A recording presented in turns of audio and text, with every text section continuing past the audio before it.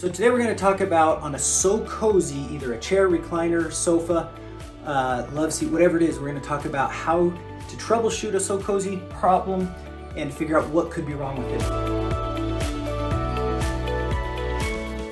So the first thing we always say is check your power supply. This power supply has a green light on it. This is a Southern Motion power supply, so we know that we have power. Now if you have an amp meter and you want to test that, you can surely do that to make sure you have it.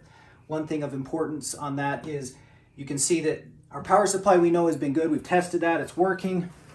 The next thing is it comes out here. So because this is a Loveseat, you'll see that it comes out in this cable Ys. That means we're sending power to both sides of the Loveseat so that they both have power. That's what this cable is for. So number one, we check his power supply. Number two, we check the remote. If the remote's not functioning properly, we know that that's probably the next thing we need to check. If it's not the remote, the next thing we need to check is the junction box. You can see a picture of that here. That's what a junction box is.